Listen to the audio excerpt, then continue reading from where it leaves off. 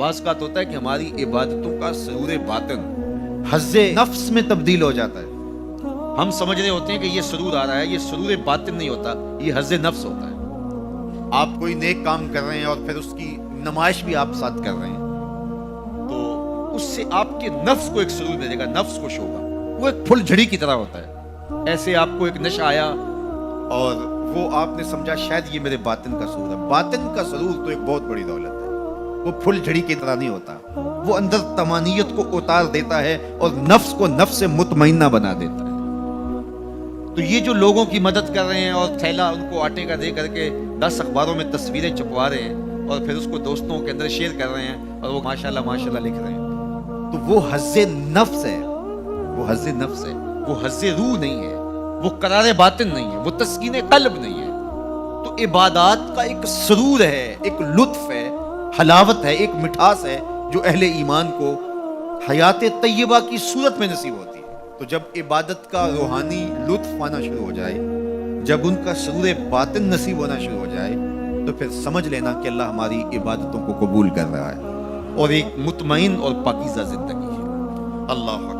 ارشاد فرمایا وَمَن يَتَّقِ اللَّهَ يَجْعَل لَّهُ مَخْرَجًا. جو اللہ تعالیٰ سے ڈرنا سیکھ جاتا ہے، اللہ تعالیٰ کے احکام کو بجا لانے کی کوشش میں لگ جاتا ہے، یجعل لہ مخرجا، اللہ اس کو مشکلوں سے، مصائب سے، آلام سے، تکلیفوں سے نکلنے کے راستے نصیب کر دیتا ہے. زندگی مشکلات کا نام ہے.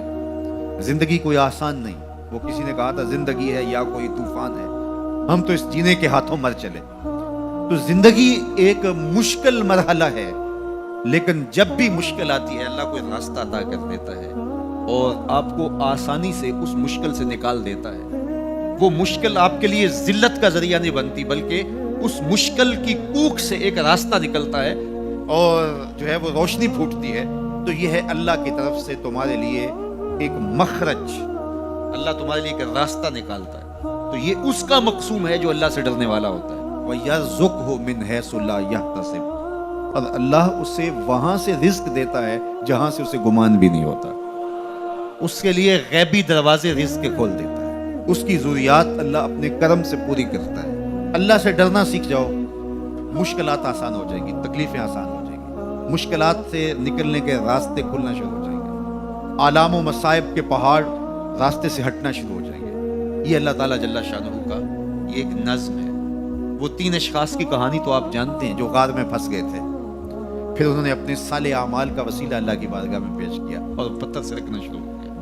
اللہ فرماتا ہے کہ میں راستے نکال دیتا ہوں اور وہاں سے رزق دیتا ہوں جہاں سے اسے گمان بھی نہیں ہوتا. وَمَن يَتَوَكَّلْ عَلَى اللَّهِ فَهُوَ حَسْبُهُ. اور جو اللہ پر بھروسہ کر لیتا ہے اللہ اس کے لیے کافی ہو جاتا ہے. یہ ان لوگوں کا مقصوم ہے، ان لوگوں کی کہانیاں ہیں جو اپنی زندگی کو اللہ کے راستے پہ ڈال دیتے ہیں. اور وہ لوگ جو اپنی خواہشات کے بندے ہوتے ہیں، اللہ ان کی زندگیوں کو تلخیوں میں مبتلا کر دیتا ہے. دولت کے باوس وہ اذیتوں میں زندگی بسر کرتے ہیں. ارشاد فرمایا وَمَنْ عَرَضَ عَنْ ذِكْرِي.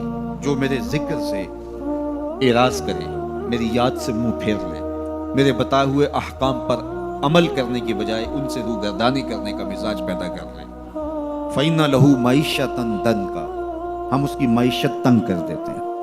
جب آپ کے لیے مشکلیں پیدا ہوں، مصائب پیدا ہوں، تو اس وقت ہم دیکھیں کہ ہم سے اللہ کی کوئی نافرمانی تو نہیں ہوگی. جب اس کی نافرمانی ہوتی ہے تو پھر آپ پر مشکلات آتی ہیں، آپ کی معیشت تنگ ہوگی، آپ کی اولاد نافرمان ہونا شروع ہو جائے گی، آپ کے معاملے پیچیدہ ہونے شروع ہو جائیں گے، لوگوں سے الجھاؤ پیدا ہونے شروع ہو جائیں گے، اور مخلوق خدا سے آپ کی دوریاں اور جو ہے وہ لوگوں کے دلوں میں آپ کے لیے نفرت کے جذبات پیدا ہونا شروع ہو جائیں گے. یہ دلیل ہے کہ آپ سے کوئی ایسی بات ہوگی جس سے آپ کا رب آپ سے ناراض ہے.